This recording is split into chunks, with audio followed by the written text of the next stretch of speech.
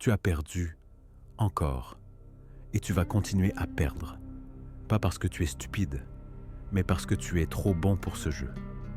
C'est ainsi que commence le coup de poing que Machiavel nous assène. Non pas avec douceur, mais avec la froideur de celui qui regarde le monde et voit ce que nous préférons ignorer. Tu agis avec honnêteté, tu parles avec sincérité, tu essaies de convaincre avec logique et empathie, et pourtant, les cyniques arrivent quand les premiers. Les manipulateurs prennent la scène et les malhonnêtes remportent la partie. Toujours. Pourquoi? C'est cette question qui tourmentait Machiavel. Un Florentin du XVIe siècle, vivant au milieu de conspirations, de trahisons politiques et de princes aussi courtois que perfides, il a compris quelque chose que beaucoup de gens bienveillants refusent encore d'accepter. Les mal intentionnés ont un avantage brutal. Ils ne se limitent pas. Toi, si. Tu te limites. Tu te censures. Tu réfléchis à 2 fois avant de réagir. Tu crois qu'il y a des lignes à ne pas franchir, des moyens qui ne justifient pas les fins, des principes non négociables. Tu crois que l'intégrité doit guider non seulement les buts, mais aussi les chemins.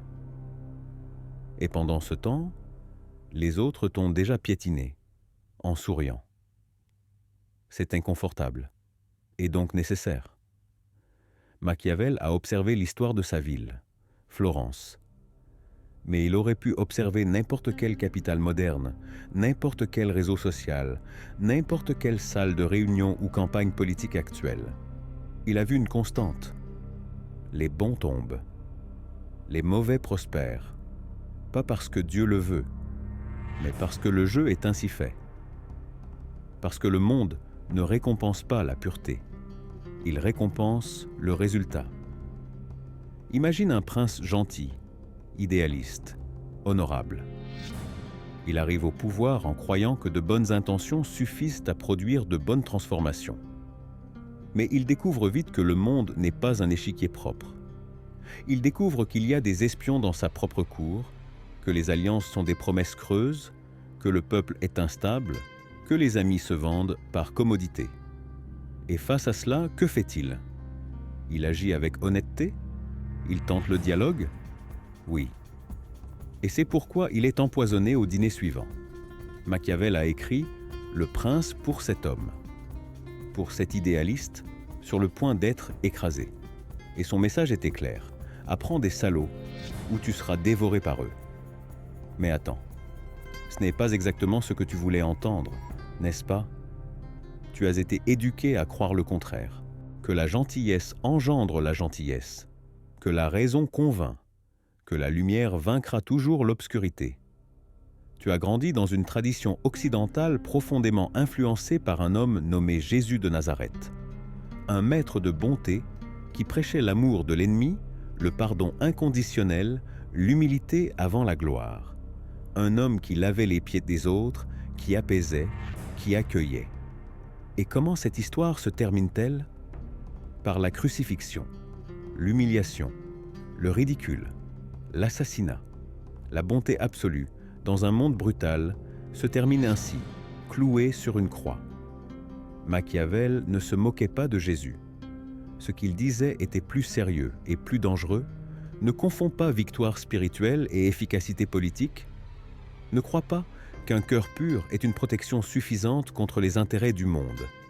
Ne pense pas que la bonté suffit, parce qu'elle ne suffit pas. Tu peux être la personne la plus lucide de la pièce, et pourtant être ignoré.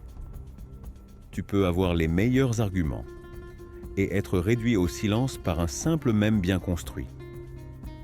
Tu peux être du bon côté de l'histoire, et pourtant mourir sans avoir rien changé. Et cela devrait te faire peur. As-tu déjà réfléchi à pourquoi les personnes médiocres, malhonnêtes ou même dangereuses accèdent si facilement au pouvoir? Pourquoi les discours simplistes deviennent viraux plus rapidement que les analyses profondes? Pourquoi les politiciens les plus vides reçoivent des applaudissements, tandis que les plus compétents sont perçus comme ennuyeux ou élitistes? C'est parce que, comme le dirait Machiavel, les bons croient encore que le monde se plie à la raison, pendant que les mauvais ont appris à plier la raison à leur avantage. Ils n'ont pas besoin d'avoir raison, ils doivent juste en avoir l'air. Et là se trouve le premier dilemme moral que ce texte t'offre sur un plateau. Veux-tu changer le monde ou dormir tranquille en sachant que tu as agi correctement? Car les deux ne vont pas toujours ensemble. Machiavel n'était pas un psychopathe politique. Il était avant tout un réaliste désespéré. Il a vu l'Italie se faire détruire par l'innocence de dirigeants bien intentionnés. Et pour cela, il a crié au juste. Réveillez-vous, la vertu ne suffit pas. Être moral ne suffit pas à être efficace. Il faut savoir jouer. Non avec la pureté de l'âme, mais avec la stratégie de guerre. Et cela te dérange? Ça devrait. Parce que cela dérange tous ceux qui aiment s'imaginer comme les justes. Mais arrête-toi un instant. Combien de fois as-tu été doublé précisément pour avoir agi avec honnêteté? Combien de fois as-tu perdu du terrain pour avoir refusé d'utiliser les mêmes armes que tes adversaires? Combien de fois es-tu resté avec la conscience propre, mais les mains vides? Et pire encore, combien de fois as-tu vu un salaud être promu pendant que toi, tu restais le gentil de l'équipe, le poli, le fiable, mais jamais l'élu? La vérité est brutale. Le monde ne récompense pas le caractère. Il récompense la performance. Et la performance, bien souvent, est faite de masques, de calculs, d'opportunisme. Machiavel le savait. Et il a choisi d'écrire non pour glorifier les mauvais, mais pour enseigner aux bons comment survivre parmi eux. Il n'a pas dit « tu dois être cruel ». Il a dit « tu dois savoir être cruel quand c'est nécessaire ». Tu dois être comme le lion, mais aussi comme le renard. Fort, oui, mais aussi rusé. Il ne suffit pas d'être juste. Il faut aussi savoir se protéger de l'injustice. Il ne suffit pas d'avoir de grands rêves. Il faut aussi conquérir les moyens réels de les réaliser. Et cela nous met face à une autre impasse. Jusqu'où es-tu prêt à aller pour que le bien triomphe? Jusqu'où peux-tu céder sans te corrompre? Combien de principes sont négociables au nom d'une cause supérieure? Combien de méthodes sombres tolérerais-tu d'utiliser pour bâtir un monde de lumière? C'est cette tension qui nous traverse et que Machiavel, avec sa froideur chirurgicale, a révélée. Aujourd'hui, des siècles plus tard, nous ignorons encore son message. Nous préférons raconter de jolies histoires où le bien triomphe à la fin. Nous continuons à inventer des héros qui gagnent sans se salir. Mais regarde autour de toi. Cela arrive au cinéma. Pas dans la vie. Dans la vraie vie, les campagnes sont gagnées avec des marketeurs qui manipulent les émotions. Les entreprises prospèrent avec des PDG qui savent frapper là où ça fait mal. Les empires se maintiennent par la surveillance, pas par l'affection. Les influenceurs qui percent n'ont pas toujours du contenu, mais maîtrisent l'esthétique de la vérité. Pendant ce temps, les idéalistes sincères restent assis sur les bancs, débattant entre eux avec élégance et étant ignorés par ceux qui tiennent à les mégaphones. Machiavel nous oblige à regarder tout cela sans phare. Et il dit sans détour, « Vous ne perdez pas parce que vous êtes bon. Vous perdez parce que vous êtes prévisible. Parce que vous méprisez le pouvoir. Parce que vous n'étudiez pas vos ennemis. Parce que vous croyez encore qu'il suffit d'être sincère pour être entendu. » Et l'histoire montre l'inverse. Mais alors, que faire de cette vérité amère? La nier, c'est continuer à perdre. L'accepter, c'est le premier pas. Le second, apprendre des pires. Pas pour devenir comme eux, mais pour enfin avoir une chance contre eux. Machiavel voulait nous sauver. Mais pour cela, il devait d'abord nous offenser. Il devait nous dépouiller de notre vanité morale. Il devait nous montrer que les bonnes intentions sans outils de pouvoir ne bâtissent rien. Il devait poser la question qui, encore aujourd'hui, nous provoque. Veux-tu être pur ou veux-tu être efficace? Peut-être est-il possible d'être les deux. Mais si tu dois choisir, choisis les yeux ouverts, parce que le jeu a déjà commencé, et les autres n'attendent pas que tu termines ton discours. T'es-tu déjà senti trahi après avoir tout bien fait? As-tu déjà eu cette impression que plus tu es honnête, plus on t'écarte? As-tu déjà regardé quelqu'un qui ment avec charisme, manipule avec douceur et triomphe sous les applaudissements, et pensé « Comment est-ce possible ?» Ce n'est pas de la paranoïa. C'est une structure. Il existe une croyance implantée dans l'esprit des vertueux, celle que la bonté suffit. Que si tu es bon, juste, poli, tout s'alignera en ta faveur. C'est un espoir enseigné dès l'enfance, dans les contes de fées, les paraboles religieuses, les slogans scolaires. Fais le bien et le bien viendra. Sois sincère et tu seras récompensé. La vérité finit toujours par triompher. Mais si ces phrases n'étaient qu'un genre de morphine culturelle, un anesthésiant psychologique qui t'empêche de percevoir une vérité plus sombre, mais essentielle. Machiavel ne haïssait pas la vertu, il haïssait l'ingénuité. Il voyait la bonté non comme une faiblesse, mais comme une force mal répartie. Et il nous avertissait, ce n'est pas parce que tu veux un monde plus juste que ce monde le deviendra. Le monde ne répond pas à tes désirs, il répond à ta stratégie. Imagine maintenant une militante, une jeune brillante, diplômée, passionnée par la justice sociale. Elle crée un projet contre les inégalités, invite des experts, produit des rapports sérieux, publie des études, donne des interviews respectueuses. Elle croit qu'avec l'éducation et le dialogue, elle pourra sensibiliser les acteurs du système. Elle parle avec conviction, mais jamais avec colère. Elle demande, elle n'exige pas, elle persuade, elle ne presse pas. Et que se passe-t-il? Pendant qu'elle croit au pouvoir des mots, ses adversaires achètent des députés. Pendant qu'elle rédige des rapports, ses opposants financent des bots, fabriquent des manchettes, empoisonnent le débat. Et à la fin du cycle, sa proposition est ignorée. Ou pire, récupérée par ceux qui ont plus d'audience et moins de scrupules. Et elle rentre chez elle, frustrée, mais avec la conscience tranquille. Sauf que la fin qu'elle voulait combattre est toujours là. L'injustice qu'elle dénonçait reste intacte. Et les puissants continuent leur route, avec des discours recyclés, des slogans reconditionnés, des masques parfaitement ajustés. Cette histoire est réelle. Elle se répète chaque jour, à tous les niveaux, avec des militants, avec des enseignants, avec des leaders communautaires, avec des fonctionnaires, avec tous ceux qui croient que le changement viendra par un appel moral et oublient que, sur un champ de bataille, les appels moraux résonnent comme des plaintes lointaines au milieu du vacarme des armes. Sortons maintenant du militantisme. Regarde le monde de l'entreprise.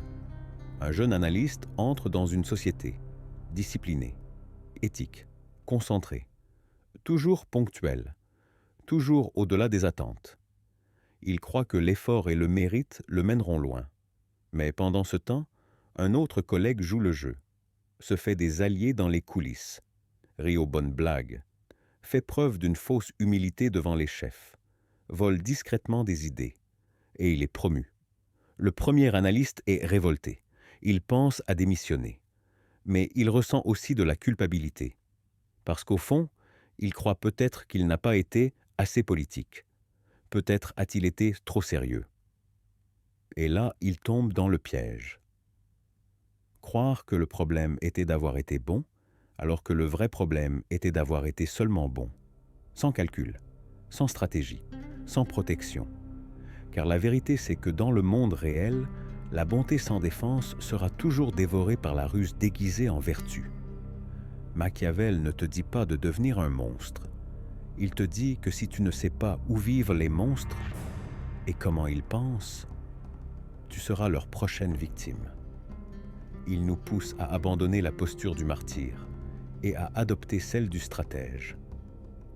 Et ne te trompe pas, ce conflit n'est pas seulement externe, il commence en toi. Combien de fois t'es-tu censuré? Combien de fois t'es-tu tu pour ne pas perdre la raison? Combien de fois as-tu choisi la diplomatie, même en sachant qu'on te manipulait? Combien de fois as-tu attendu encore un peu? Confier aux institutions? Éviter la confrontation? Ce frein interne, qui ressemble à de la prudence, est souvent du conditionnement. C'est l'écho de la morale chrétienne qui te murmure « Souffre en silence, résiste avec élégance, meurs pour la vérité. » Et tu meurs, symboliquement, institutionnellement, politiquement. Le problème n'est pas la morale, c'est l'illusion qu'elle suffit à elle seule. Machiavel le dit avec précision. Les bons moyens ne suffisent presque jamais à atteindre de bonnes fins. Insister sur des méthodes élevées face à des adversaires corrompus, c'est vouloir perdre, avec panache. Et si ce que tu ressens en lisant ceci t'irrite, c'est bon signe. Cela signifie qu'il y a quelque chose en toi qui résiste, mais aussi quelque chose qui se réveille. Tu te demandes peut-être, que faire alors? Agir comme eux, mentir, manipuler, tricher? Non. Mais ne te leurre pas. Être juste ne suffira pas pour que la justice l'emporte. Tu dois apprendre des méthodes sans sombrer dans le cynisme. Tu dois savoir frapper fort, sans perdre la boussole morale. C'est un funambule, mais c'est la seule passerelle entre l'idéal et le possible. Machiavel écrivait à une époque où le pouvoir se gagnait par les épées et les mariages arrangés. Aujourd'hui, le jeu a changé, mais le principe reste le même. La vérité a besoin d'armure. Le bien a besoin de fureur. L'intégrité a besoin d'intelligence tactique. Sinon, ce qui arrive continuera d'arriver. Les pires mophimistes continueront de gagner. Et les meilleurs continueront de dire « le monde est injuste », sans voir qu'ils mènent la mauvaise guerre avec les mauvaises armes, de la mauvaise manière. Pense maintenant à toi, aux débats que tu évites, aux critiques que tu ravales, aux espaces que tu cèdes pour ne pas paraître autoritaire, aux idées que tu n'oses défendre pour ne pas faire de vagues, à tout ce que tu as laissé de côté pour plaire, au silence que tu t'es imposé, de peur d'être mal compris. À combien de fois tu t'es saboté, croyant que tu faisais preuve de noblesse? Et maintenant, demande-toi, qu'est-ce que cela t'a apporté? Es-tu arrivé là où tu voulais? As-tu changé ce qui devait l'être? Ou attends-tu encore une reconnaissance d'un monde qui ne récompense pas les vertueux, mais les efficaces? Machiavel ne t'apporte pas du réconfort. Il t'apporte un choix. Tu peux continuer à croire à la morale comme planche de salut et continuer à couler. Ou tu peux affronter la réalité avec maturité et comprendre que parfois, pour protéger la lumière, il faut traverser l'ombre. Tu dois choisir, veux-tu vivre comme un exemple ou triompher comme un agent de transformation? Et ce choix ne se fait pas une seule fois. Il se fait chaque jour, à chaque email que tu écris, à chaque limite que tu poses, à chaque confrontation que tu acceptes ou évites, à chaque fois que tu choisis entre plaire ou agir. Il ne s'agit pas de devenir un salaud, il s'agit de les comprendre, de les étudier, de les anticiper, d'utiliser leurs outils contre eux, parce que celui qui sait mentir sait démasquer les mensonges. Celui qui comprend la manipulation sait la neutraliser. Celui qui connaît les règles du jeu peut enfin les réécrire. Mais pour cela, tu dois d'abord sortir de l'illusion de la vertu naïve. Tu dois te libérer de cette idée que la bonté suffit. Car elle ne suffit pas et n'a jamais suffi. L'histoire n'est pas faite par les innocents. Elle est faite par les audacieux. Par ceux qui savent quand frapper et quand se retenir. Par ceux qui ne craignent pas de paraître durs, parce qu'ils savent que leur but est juste. Par ceux qui savent que la bonté sans défense devient tragédie. Tu veux vraiment changer le monde? Alors, cesse de croire que cela arrivera avec un bon cœur seulement. Commence à bâtir une bonne stratégie, un bon discours, une bonne armure. As-tu déjà remarqué que les fins heureuses expliquent rarement le milieu du chemin? Le héros triomphe, mais comment, exactement? Quelle stratégie a-t-il utilisée? À quel moment a-t-il choisi d'être dur plutôt que gentil? Qu'a-t-il dû sacrifier? Quelles concessions a-t-il dû accepter? Les films sautent cette partie. La réalité, non. Et c'est là que Machiavel décide de rester. Dans l'endroit inconfortable, dans l'intervalle entre l'intention et le résultat. C'est là, dans ce limbe, que les bons tombent le plus souvent. Florence, XVIe siècle. Machiavel observe la chute de dirigeants intègres. Pas une ou deux fois, répétitivement. Des princes justes, des sénateurs idéalistes, des diplomates brillants. Tous renversés. Tous écrasés par des structures plus grandes, plus violentes, plus rusées qu'eux. C'en devenait presque une équation. Plus vertueux tu es, plus vulnérable tu deviens. Plus noble la cause, plus prévisible la chute. Et alors vient peut-être une question que tu ne t'es jamais posée. Et si l'excès de vertu était une forme de fragilité? Pas une fragilité morale, mais une exposition stratégique. Le monde, après tout, ne traite pas bien ceux qui s'exposent. Il n'écoute pas ceux qui parlent doucement. Il écrase ceux qui hésitent. C'est dur à dire, encore plus dur à accepter. Tu peux être le meilleur technicien de la pièce, le plus cultivé du groupe, le plus honnête de l'équipe, et pourtant être remplacé par quelqu'un qui comprend moins, produit moins, mais sait se montrer. Il sait quand sourire, quand reculer, quand flatter, quand promettre, quand faire semblant d'écouter, quand rendre sa présence désirable, même si elle est vide. Ce n'est pas un bug du système, c'est le système. Et ce que Machiavel a proposé avec le prince, ce n'était pas un manuel de méchanceté, mais un manuel de survie pour les bien intentionnés. Un bouclier, pas une épée. Une carte pour traverser un territoire ennemi, sans mourir au premier kilomètre. Car au fond, il savait quelque chose que peu osaient admettre. La vertu, quand elle est trop pure, pourrit. Elle s'isole, s'enivre d'elle-même, confond intransigeance et fermeté, entêtement et éthique, fragilité et intégrité, et finit ainsi par saboter exactement ce qu'elle voulait protéger. T'es-tu déjà demandé pourquoi les justes n'arrivent souvent à rassembler personne? Pourquoi les discours bienveillants semblent froids, distants, voire arrogants? C'est parce que la vertu qui ne parle pas à la réalité devient une tour d'ivoire, un monument beau, mais inutile. Pendant ce temps, les manipulateurs construisent à Basquise des ponts. Faux peut-être, instables, mais fonctionnels. Et c'est par ces ponts que le peuple marche. Brisons ce récit avec une question inconfortable. Serais-tu prêt à te salir un peu les mains pour atteindre un bien supérieur?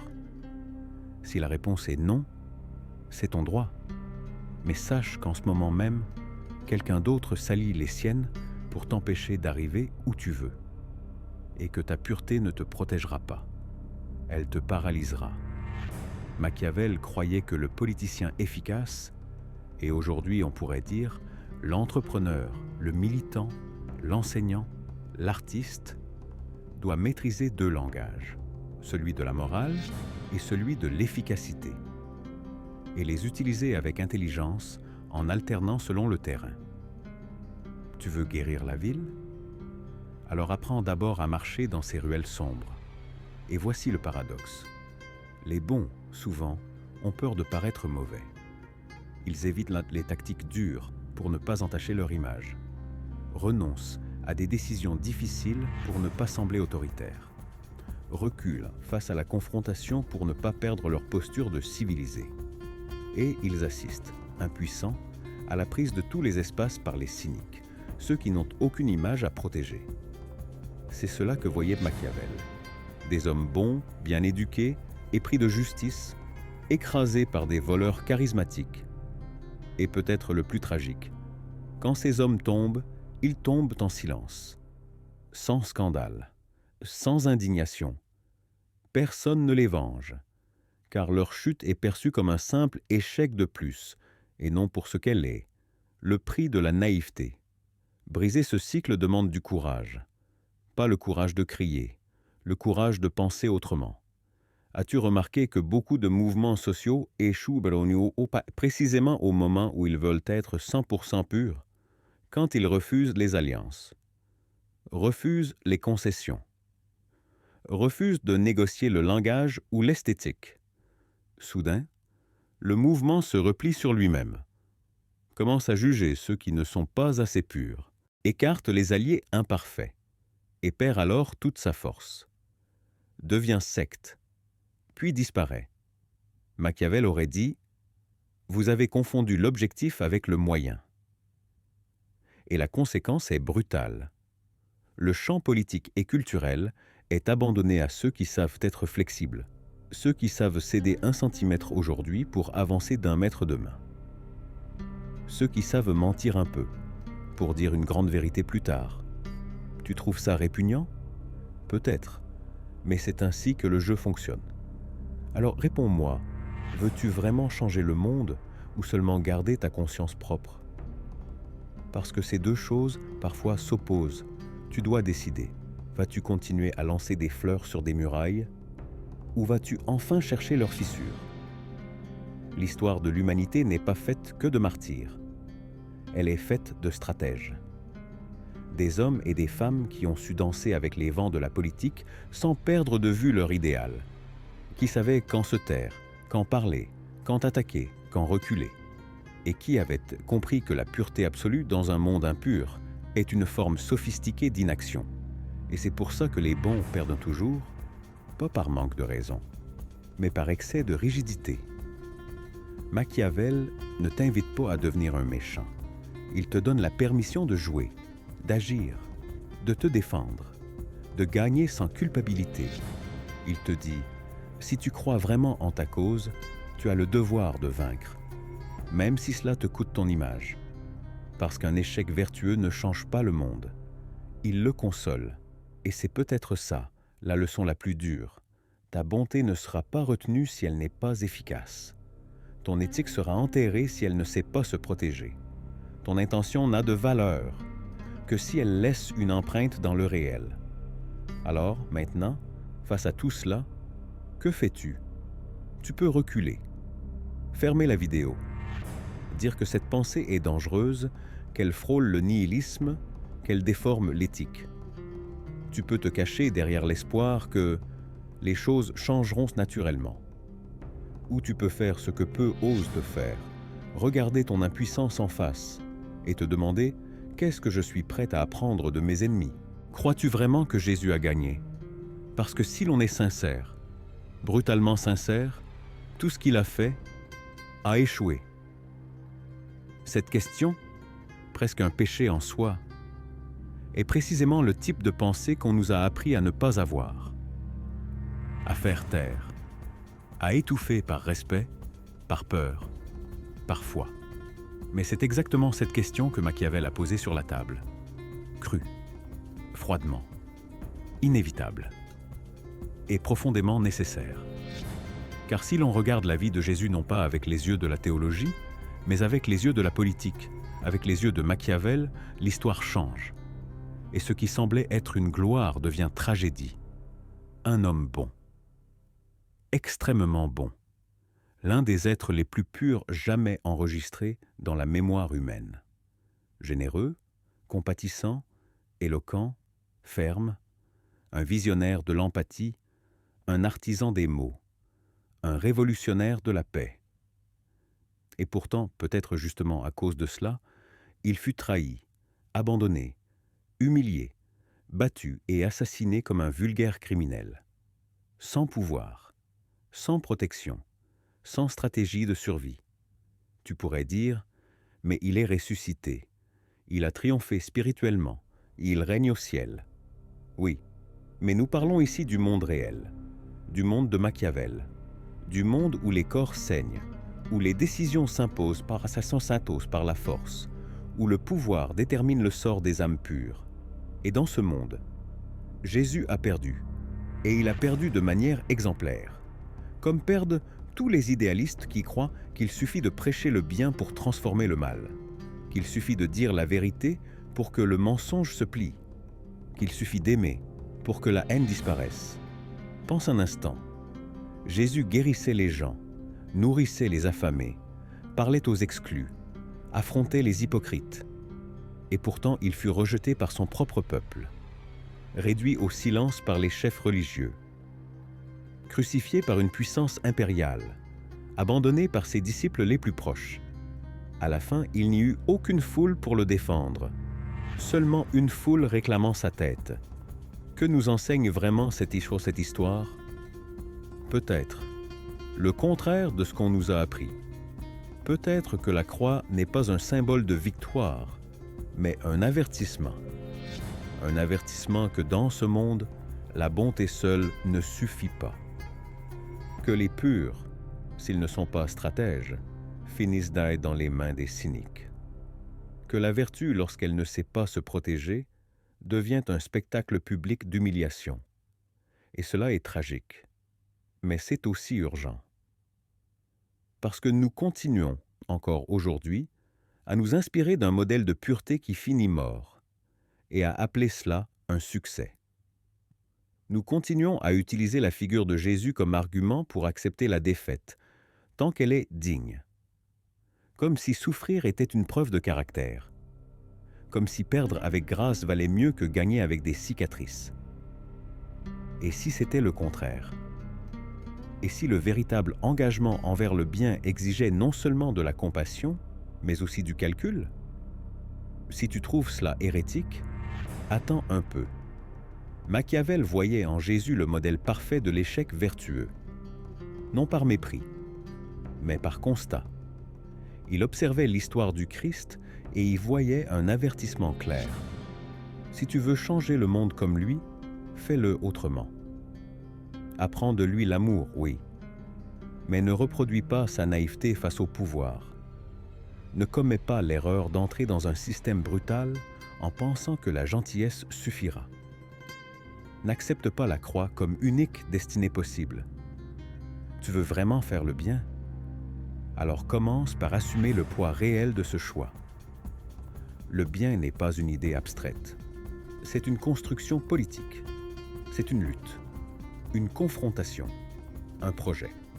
Et un projet, pour exister, a besoin de protection, de leadership, de moyens, de défense.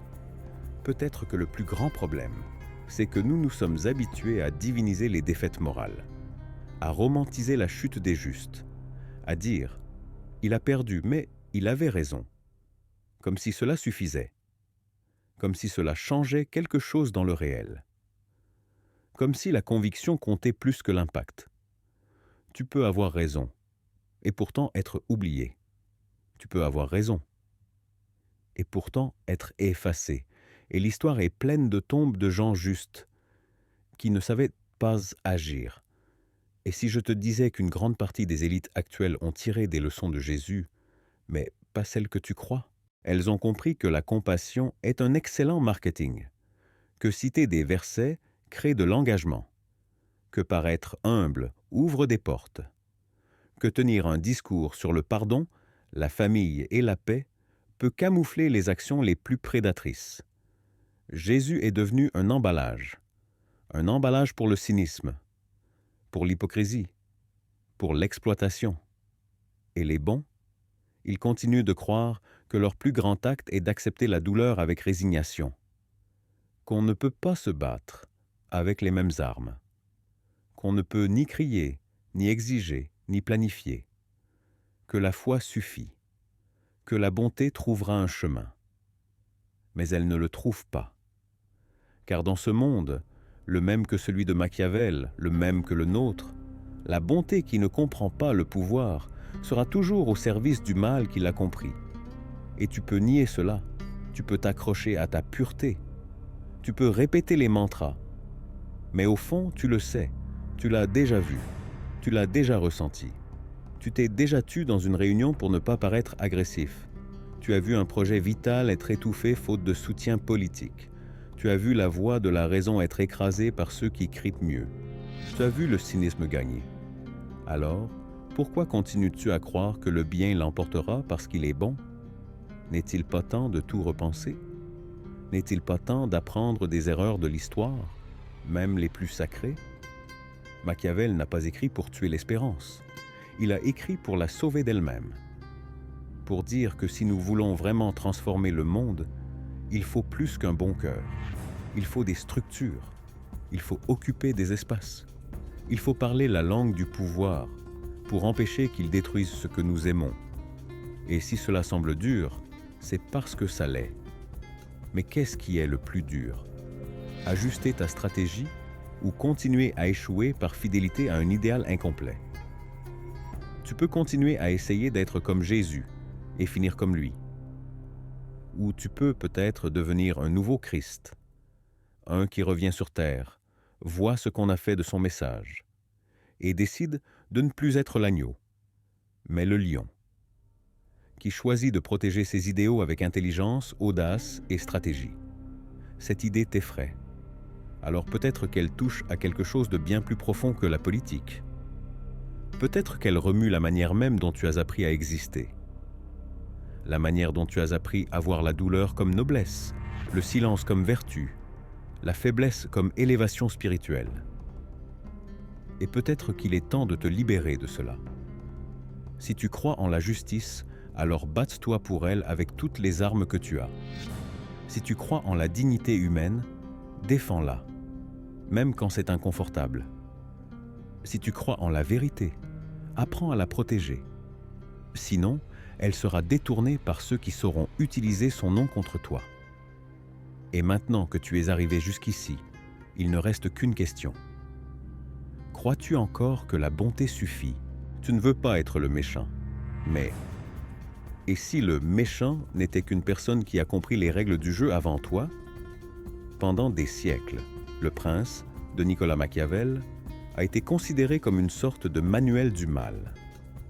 Un traité froid, presque diabolique, censé enseigner à n'importe quel ambitieux comment manipuler, tromper et prendre le pouvoir à tout prix.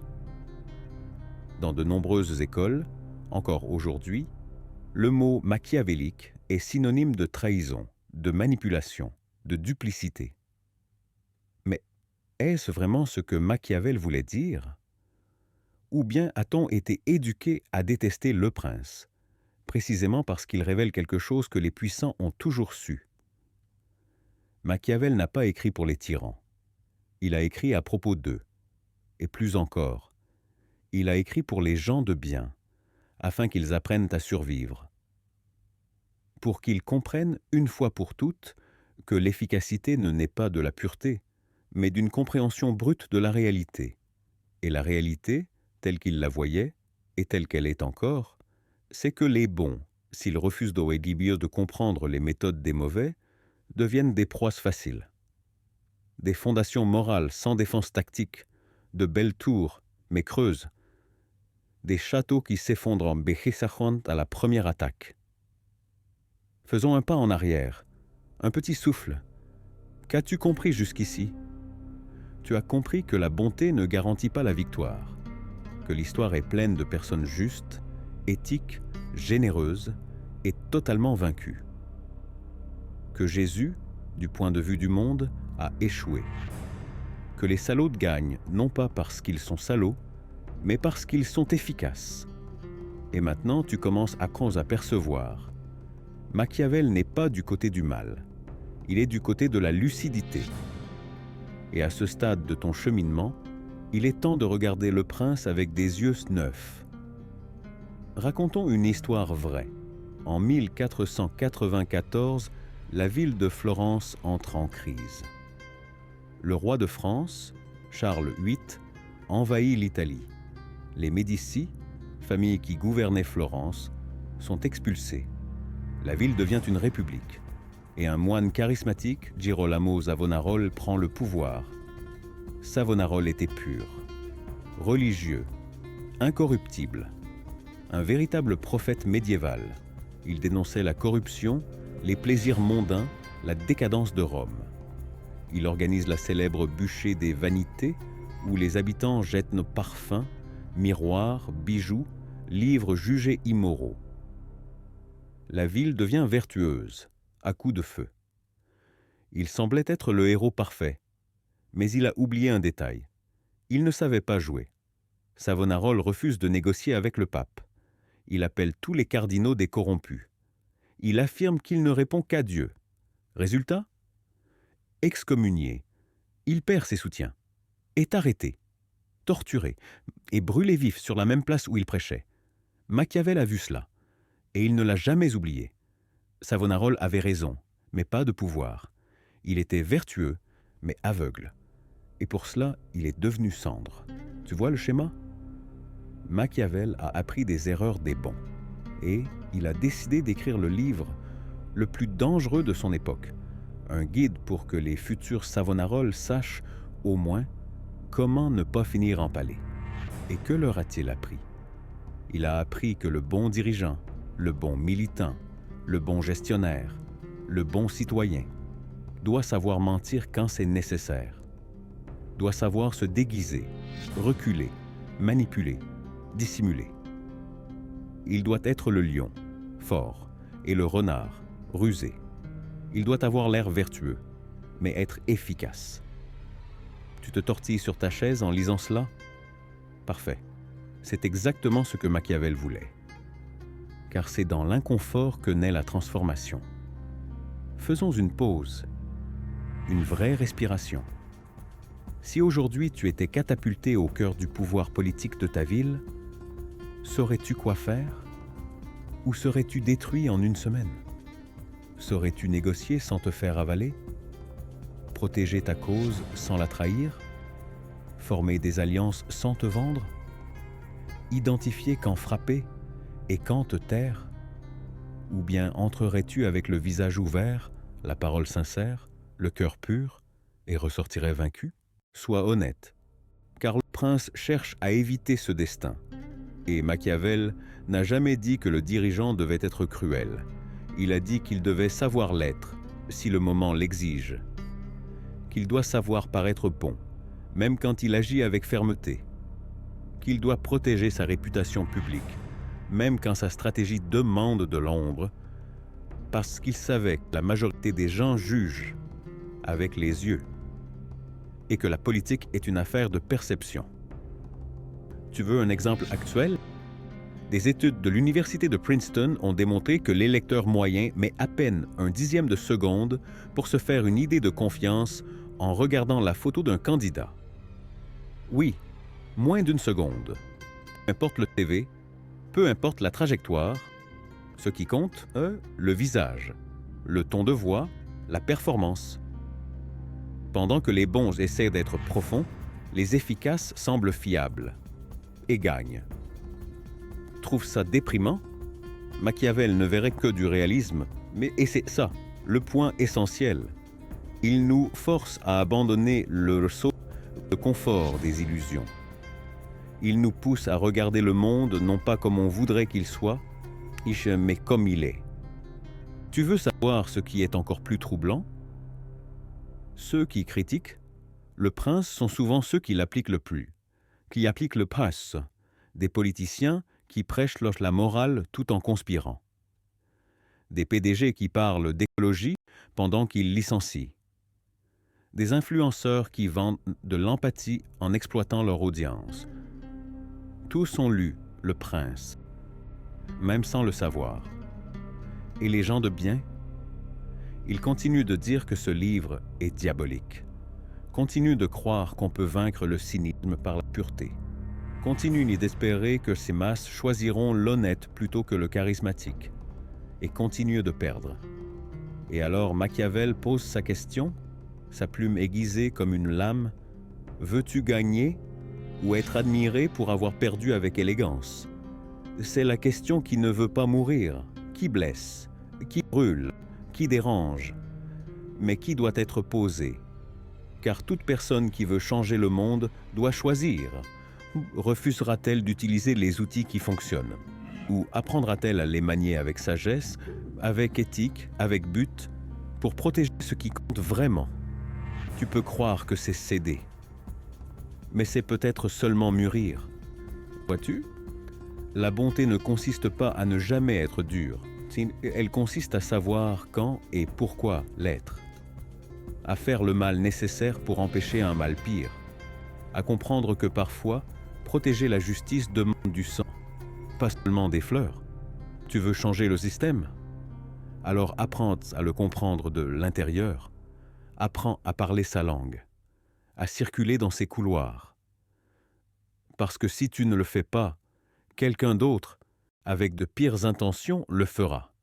Et il dominera tout ce que tu voulais transformer. Ce n'est pas abandonner l'idéal, c'est le défendre intelligemment. Machiavel n'était pas le diable. Il était un thérapeute de la politique, un analyste du réel, un chirurgien de la lucidité. Et le prince n'est pas un manuel de perversion. C'est un miroir cruel, oui, mais aussi libérateur. Parce qu'au lieu de te demander d'être meilleur que le monde, il t'apprend à l'affronter. Tu as encore des doutes? Alors réponds honnêtement, combien de causes justes as-tu vu mourir ces 5 dernières années? Combien d'idées brillantes ont été oubliées par manque d'ancrage politique? Combien de leaders inspirants ont été broyés faute de savoir se défendre? Maintenant, pense, et s'ils avaient tous lu Le Prince?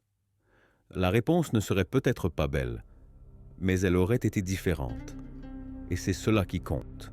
As-tu déjà admiré quelqu'un que tu méprises? Ne réponds pas trop vite, parce qu'il est fort probable que la réponse soit oui, sans même que tu t'en sois rendu compte. Ils sont charismatiques. Ils savent quoi dire, quand le dire, et surtout ce qu'il faut taire. Ils savent occuper l'espace, moduler leur voix, maintenir un regard juste assez longtemps pour sembler dignes de confiance. Ils sont séducteurs, stratèges, impénétrables. Et presque toujours, ils gagnent. Tu peux les haïr, les traiter de salauds, de manipulateurs, de sociopathes, d'opportunistes. Et tu auras peut-être raison. Mais pendant que tu gaspilles ton énergie à les condamner, eux font autre chose. Ils t'étudient. Ils savent ce qui te fait hésiter. Ils savent que tu as des limites, que tu es fier d'agir correctement, même si cela te nuit, que tu veux rester cohérent. Et alors, ils font ce qu'ils savent faire de mieux. Ils utilisent cela contre toi. Machiavel savait que, pour gagner, les gens de bien devaient arrêter d'ignorer ce type d'humains, devaient cesser de les voir uniquement comme des anomalies morales et commencer à les voir pour ce qu'ils sont vraiment, des ingénieurs sociaux, des gens qui ont bâti leur pouvoir sur une compréhension fine du comportement humain. Et toi, as-tu le courage d'en faire autant? Parce que la vérité est simple, celui qui refuse d'étudier son ennemi se prépare à être vaincu par lui. Les salauds ne gagnent pas parce qu'ils sont plus intelligents, mais parce qu'ils sont plus libres. Ils ne sont pas prisonniers de l'obligation de paraître éthiques, sincères, loyaux. Ils savent adapter leur discours à leur public, sourire à ceux qu'ils méprisent, reculer quand il le faut, simuler le regret, se mouler. Toi, non. Tu crois encore que la cohérence absolue est un signe d'intégrité, que changer de tactique est une trahison, qu'ajuster son langage est une concession, que faire semblant est indigne. Et alors, tu perds encore face à quelqu'un qui n'a pas peur de paraître ce que tu refuses d'être. Tu veux un exemple? Tu as déjà vu quelqu'un de médiocre monter dans sa carrière simplement parce qu'il savait lécher les bottes, un projet nul obtenir un financement grâce à des contacts, un politicien vide gagner avec des slogans, un chef incompétent être promu parce qu'il savait se placer? Bien sûr que oui. Tu as vu les salauds à l'œuvre. Et tu sais ce qu'ils ont en commun. Ils savent manipuler la perception. Peu importe que tu aies raison. Ce qui compte, c'est d'avoir l'air d'avoir raison. Peu importe que tu dises la voici la vérité. Ce qui compte, c'est que ta vérité convainque. Peu importe que tu sois meilleur. Ce qui compte, c'est que tu te présentes mieux. C'est cruel? Oui. Mais c'est réel. Et peut-être qu'il est temps d'arrêter de pleurer à cause de cela et de commencer à te préparer. Pause rapide. respiration tendue. As-tu déjà perdu une bataille non pas parce que tu avais tort, mais parce que tu ne savais pas jouer? Alors bienvenue dans le club des justes qui ont ignoré les leçons des salauds, et il est peut-être temps d'apprendre d'eux, non pas pour leur ressembler, mais pour ne plus être détruits par eux. Première leçon. Maîtrise le jeu de l'apparence. Les salauds ont compris une chose essentielle. Les gens jugent avant de réfléchir. La psychologie le prouve. En quelques millisecondes, nous tirons des conclusions. Un visage, une posture, une voix, et nous attribuons des qualités morales. Une étude de l'Université Columbia a montré que les candidats à la voix grave sont perçus comme plus fiables. Une autre, menée à Harvard, révèle que la façon dont tu marches influence le respect qu'on t'accorde. Les salauds le savent, et toi, tu devrais aussi. Deuxième leçon, comprends la logique du charisme. Le charisme n'est pas un don, c'est une construction. C'est le rythme de la parole, le regard, l'art de raconter, le dosage de vulnérabilité, la maîtrise du silence, la capacité à provoquer une expérience émotionnelle, pas seulement un raisonnement. Les salauds maîtrisent cela. Les gens bien se fient uniquement à la vérité, et c'est pour cela qu'ils perdent. Troisième leçon, joue l'ambiguïté. Les salauds ne disent presque jamais tout. Ils suggèrent, ils laissent des phrases en suspens, ils parlent à double sens, ils laissent les autres s'engager à leur place. Et eux, ils restent neutres, jusqu'à ce qu'ils sachent qui va gagner. Et toi? Toi, tu te livres, tu dis ce que tu penses, tu prends position, tu t'exposes. Et donc, tu deviens une cible facile. Quatrième leçon. Utilise les faiblesses des autres. Tu trouves cela répugnant? Bien sûr, mais réfléchis. Combien de fois as-tu tenté de convaincre quelqu'un avec des faits, des chiffres, de la logique, mais échoué? Tu sais pourquoi? Parce que les humains ne changent pas d'avis par la logique. Ils changent par la peur, le désir, l'identification émotionnelle. Les salauds exploitent ça. Ils étudient tôt les insécurités. Ils savent bien quand accorder une approbation. Ils transforment le manque en dépendance. Ils deviennent des idoles, même s'ils sont creux. Et toi? Tu crois encore qu'un bon mémoire va suffire? Cinquième leçon. Ne sous-estime jamais l'utilité de paraître bon. Le salaud, quand il veut, est aimable. Il sait quand s'excuser, quand donner, quand dire « je suis désolé », quand pleurer, quand flatter son rival, quand jouer l'humain. Tout cela est calibré, joué, stratégique. Il n'est pas bon, mais il en a l'air, et cela suffit. Et voici peut-être le point le plus douloureux, les leçons des salauds fonctionnent. Et toi, tu dois décider quoi en faire. Tu vas continuer à les nier, à refuser de les comprendre, à te raccrocher à l'idée qu'un jour, la vertu désarmée sera récompensée, ou tu vas enfin admettre que le jeu est sale et que le bien, s'il veut survivre, devra savoir se salir les mains avec sagesse. Je ne te dis pas de trahir tes principes. Je te dis d'arrêter d'être prévisible, d'arrêter d'être naïf, d'arrêter d'être surpris par un système qui a déjà ses règles et que tu n'as pas écrites. Tu peux étudier les salauds comme un biologiste étudie un virus, non pas pour l'aimer, mais pour savoir comment il se propage et comment le neutraliser. Tu veux sauver ce qui est juste?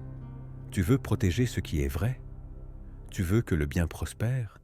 Alors cesse d'agir en martyr et commence à agir en stratège. Cela te fait peur? Parfait.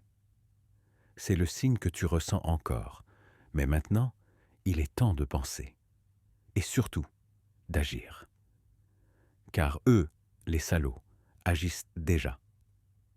Ils s'infiltrent, ils manipulent, ils gagnent. Et pendant que tu te demandes s'il est moral d'utiliser tel ou tel outil, eux sont en train d'écrire les règles. Il est temps d'arrêter d'être spectateur. Tu dis que tu veux transformer le monde. Mais qu'es-tu vraiment prêt à risquer pour cela? C'est la question finale. Et peut-être aussi la plus courageuse, la plus dérangeante, la plus nécessaire. Parce qu'à ce stade, nous avons suivi un chemin de déconstruction, de la naïveté des bien intentionnés au sang-froid calculé des stratèges, de l'échec symbolique des figures pures à la réussite tactique de ceux qui ont compris les règles avant d'entrer sur le terrain. Nous avons parlé de Jésus, de Machiavel, des manipulateurs, du pouvoir. Et maintenant, une seule question demeure. Qu'est-ce que tu vas faire de tout ça? Parce que connaître les règles ne change pas le jeu. Ce qui change le jeu, c'est savoir s'en servir. Si tu es arrivé jusqu'ici, tu ne peux plus te dire innocent. Tu sais déjà qu'un idéalisme sans méthode devient une lamentation, que les bonnes idées ne survivent pas sans protection, que le bien désarmé est une cible facile. Tu sais déjà ce que c'est que d'avoir raison et d'être malgré tout réduit au silence, de perdre ta place parce que tu ne savais pas te positionner, de voir tes convictions réduites en poussière face à des récits plus séduisants, même s'ils sont vides. Et voici une vérité difficile à avaler. Avoir raison ne suffit pas. Tu peux avoir les meilleurs projets, la cause la plus noble, le cœur le plus sincère. Si tu ne sais pas faire passer ton message, tu continueras à accumuler les défaites. Et pire encore, tu finiras par les romantiser. Tu diras que perdre avec dignité est plus beau, comme si la beauté pouvait changer les lois, sauver des vies ou réformer des systèmes. Mais si c'était l'inverse, et si la véritable dignité, c'était avoir le courage de gagner avec fermeté, avec stratégie, avec préparation, avec le sang-froid d'être mal compris, mais la conviction profonde de faire ce qui doit être fait. Tu crois que jouer avec intelligence, c'est trahir tes valeurs? Tu penses qu'adapter ton langage, c'est te vendre? Que circuler dans les coulisses du pouvoir, c'est te corrompre? Alors peut-être que tu te trompes encore sur ce qu'est réellement la corruption. Parce que se corrompre, au fond, c'est voir ce qui ne va pas et ne rien faire. C'est utiliser sa morale comme excuse pour ne pas agir. C'est connaître le chemin et reculer par peur d'être trop dur. Ceux qui transforment le monde ne sont pas ceux qui souffrent en silence. Ce sont ceux qui comprennent que le silence, parfois, doit être brisé avec force. Tu veux une inspiration réelle? Martin Luther King ne faisait pas que rêver, il organisait. Mandela ne faisait pas que résister, il négociait. Malala ne faisait pas que dénoncer. Elle mobilisait des réseaux, des politiques, des systèmes entiers. Ils avaient des causes justes et des stratégies puissantes. Ils savaient que le bien seul est beau. Mais le bien organisé est imbattable. Et toi? Tu veux encore te battre comme si la pureté suffisait? Ou as-tu enfin compris que, pour faire une différence, il faut plus que de bonnes intentions? Il faut du focus, une lecture fine du contexte, une intelligence sociale, une volonté de gagner, pas seulement de protester. Tu n'as pas besoin de devenir celui que tu combats, mais tu dois comprendre comment il gagne. Tu dois savoir former des alliances, créer de l'influence, générer de l'impact réel. Tu dois abandonner ce désir caché d'être admiré et commencer à agir pour être efficace. Il est temps de quitter l'image du martyr et d'endosser le rôle d'un bâtisseur du futur. Le bien ne survit pas tout seul. Il a besoin de fondation, de protection, de structure. La vérité ne crie pas toute seule. Elle a besoin de quelqu'un pour la défendre. Avec les ongles, les mots, la stratégie, tu peux continuer à critiquer le système. Ou tu peux apprendre comment il fonctionne de l'intérieur et renverser la table. Tu peux continuer à appeler salauds ceux qui gagnent. Ou tu peux analyser ce qu'ils font exactement et comment utiliser ces mêmes outils au service d'une cause plus grande. Tu peux continuer à dire que tu restes fidèle à tes principes, ou tu peux enfin faire en sorte que tes principes comptent dans le monde réel. Ce projet a été fait pour ça, pour te provoquer, te déranger, te réveiller, parce que des bonnes intentions, le monde en est rempli. mais de personnes prêtes à agir avec sagesse, cohérence et courage, il en manque cruellement. Si cela t'a touché, laisse un like. Si cela t'a dérangé, mais fait réfléchir, laisse un commentaire. Si tu connais quelqu'un qui pense encore que la bonté seule suffit, partage-lui ce message. Et si tu as compris qu'il n'est plus temps de rester spectateur, abonne-toi. Parce qu'ici, on construit un bien qui pense et qui agit. C'est à ton tour. Montre de quoi tu es fait, pas seulement aux autres, mais à toi-même.